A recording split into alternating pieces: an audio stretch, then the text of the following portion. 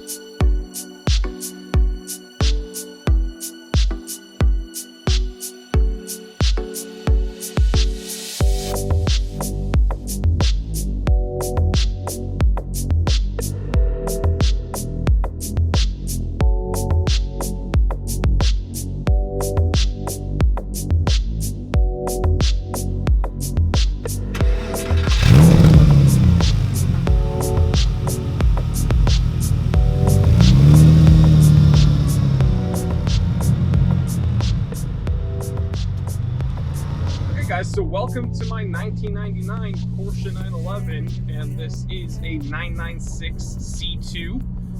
This being a 99 is the first generation 996, so it's what they consider the 996.1 before they updated the headlights. And even amongst the old fried egg design, this has the halogen, so this doesn't have the really cool electronic self-leveling headlights. This is like old. And before anyone asks, I took care of the impending doom IMS issue, and we're gonna go over everything I've done to this car. But yeah, I'm in the process of building like a club sport weekend warrior build. This is not a daily driver for me, but luckily how I've set it up is that it's still a very pleasant car to drive day to day. So when you first look at the car, the only thing that really stands out aside from the color, and we're going to talk about that in a moment, is the ride height. This is about an inch lower all around thanks to the H&R Sport Springs paired with the Coney Yellow fully adjustable sport shocks. And I have it set up pretty dang stiff without it rattling my teeth out of my skull in these beautiful Los Angeles streets. And I'm being very facetious here. It's like craters everywhere. It's like the surface of the moon in Los Angeles. Where are our taxpayer dollars going?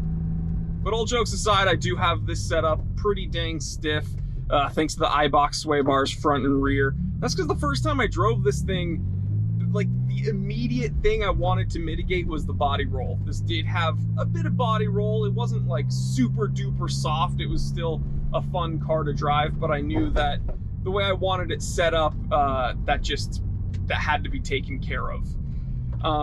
The next thing on the docket was kind of the only thing about this car that really frustrated me, and it was from the first key turn, it was just too dang quiet. All right, Porsches are known for that flat six, naturally aspirated rumble, and I just wanted more from it. I just wanted a little help in that department, and that's when I turned to FabSpeed. Where I wanted a little help, I got a whole lot of help, and I mean a whole lot of help. I have some decent mics, and I do not think the audio equipment is going to do this exhaust system justice. I went with what's pretty much considered the creme de la creme, top of the line FabSpeed Super Cup exhaust, and they say that it is for competition uses. It's legal, it's emissions legal in California, but boy, it is loud, it is vicious, and I grin like a lunatic every time I drive it. It is absurd in the best way possible. When I pull up to Porsche meets, the first thing people say is, wow, that's a really cool color. And the second thing they say is, your car sounds amazing. And the truth is, it's a little bit pricey, the Super Cup system, especially for a naturally aspirated platform like this, but in this case, you do truly get what you pay for, and this, as far as I'm concerned, is the best. So let's talk about the color. I think I referred to it twice already in this episode. Palladio Metallic, as Porsche refers to it, and it's essentially gold champagne, I've heard it called, but this is a Porsche PTS color. It's very uncommon. There's a few imperfections in the paint, nothing huge, thank God. But this is a very, very uncommon color for the 996, and it's kind of insane that this fell into my lap the way it did. And like I said, this is probably going to need some color correction here in the near future, but for a 21-year-old car, it's actually looking incredible, so really no complaints there. So I think a lot of gearheads, a lot of automotive enthusiasts are going to want to know about the performance modifications aside from like suspension and exhaust. And I'm going to keep this a naturally aspirated platform. I already have a turbo in my STI. As far as I'm concerned, I mean, it's weird driving a 996 and then also calling yourself a purist, because a lot of car guys think, you know, the 996 is the bane of Porsche's existence. But the truth is, it is the 911 that saved Porsche. And it's funny, way back when, with the weird headlights, people complained, but they didn't complain about it with the GT1 cars. And then they were furious that Porsche left the air-cooled engines behind and were moving into this water-cooled era. And then now, all these years later, like 2+ decades later, people are like, whoa, 996s? Those are the first of the water-cooled. And I'm gonna make a whole episode about Porsche prices and why this market is extremely volatile and what's going on with the 996 prices. But again, that's gonna be a totally different episode. But I digress. So what I've done to this car is the IPD plenum with the Softronic tune. And without getting super duper technical, what's interesting about this car being a 99 is that it still has the cable throttle. So, and again, what's weird about the desirability is that I guess the earlier cable throttles are more desirable than the other ones, and yada yada yada. But essentially, because this is a cable throttle 996, we actually had to remove the DME unit and send it to Softronic. The car was not drivable while that process was going on. They tuned that DME unit, sent it back to me, put it back in the car, put the IPD plenum in, and we're hitting about 350 horsepower. So this car is not like pee your pants fast, but it absolutely exceeds my abilities as a driver. I'm not gonna sit here and lie to you telling you that I'm some professional racing driver, because I'm not. So it is plenty quick, plenty nimble, and it is definitely, you know, faster than I can drive it at this point. So yeah, I'm very, very happy, and especially with how I'm using it in the canyons, this thing is a weapon. So if you were to ask me my favorite part about this build, or my favorite part or favorite modification, it's probably got to be the wheels. And I know that's very cosmetic, but when a lot of people look at this vehicle on my Instagram or in person, they assume the wheels are aftermarket, and they're actually OEM, technically. They were made by BBS for Porsche. They're known as the Porsche Sport Classic 2s, and very BBS mesh. It was absolute headache trying to find them. It took about 4 months, almost 5 months when everything was said and done, and I found them at some random countryside town in the UK. I found a pristine set. Shout out to the guy who sold them to me. I really appreciate it. They're an 18-inch mesh wheel. Absolutely sets off the entire look of the car, in my opinion. It's aggressive, refined, gives it the stance that I want it to have. It's just exactly what this car needed. I don't know what pairs better with a Porsche 911 than a BBS mesh wheel. I think it's the perfect combination.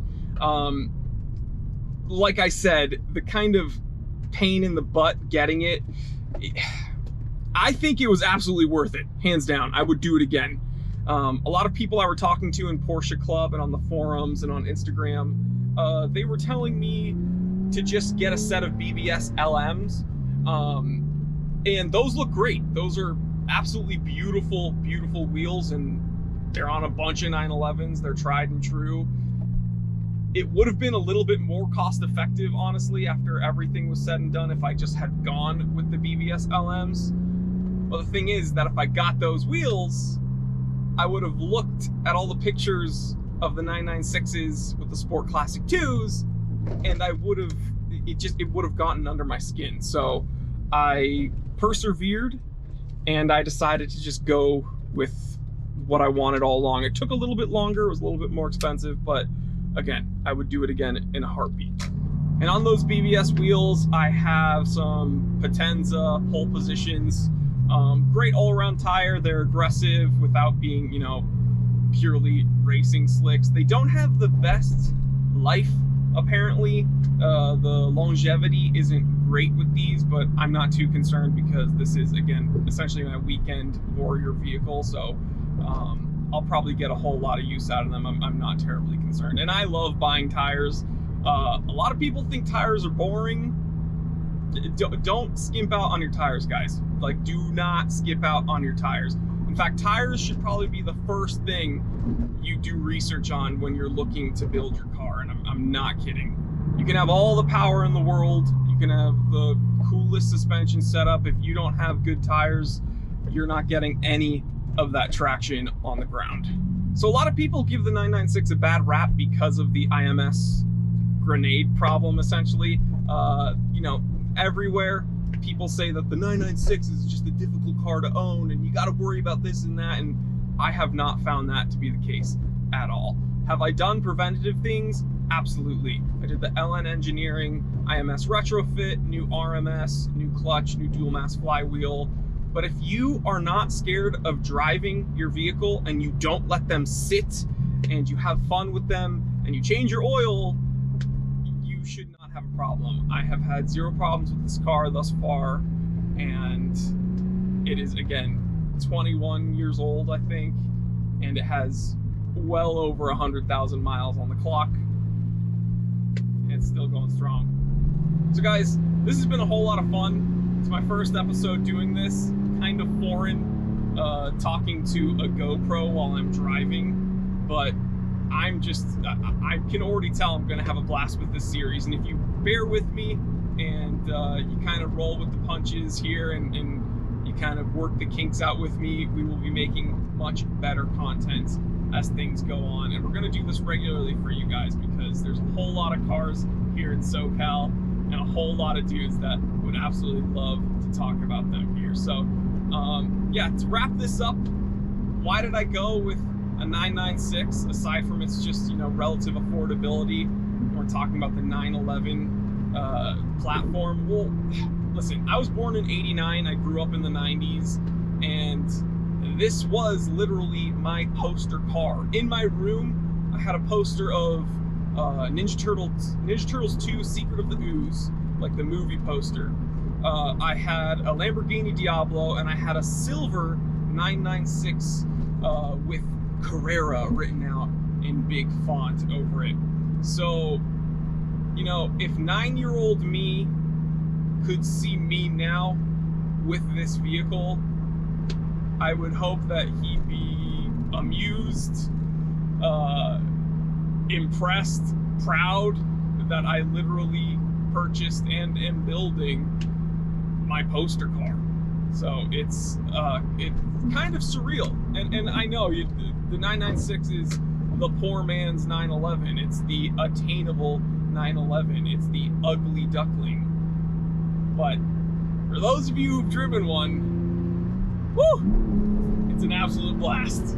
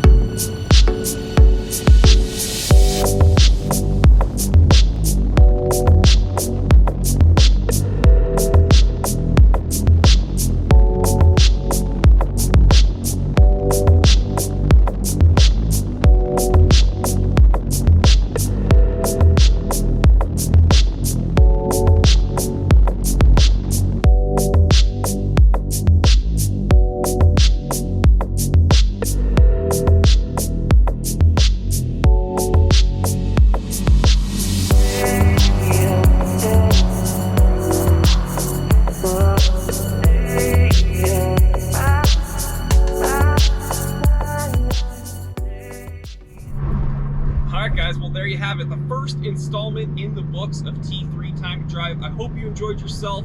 Please subscribe if you haven't already. Hit that thumbs up. We're going to be talking about a whole lot of other cars, not just Porsches. And if you know of another driver or another cool car that you'd like to see here on this channel, leave it in the comment section below and we will see what I can do. Guys, I love you. Take care. Stay happy. Stay healthy. Stay blessed. I'm T3, and it's time to drive.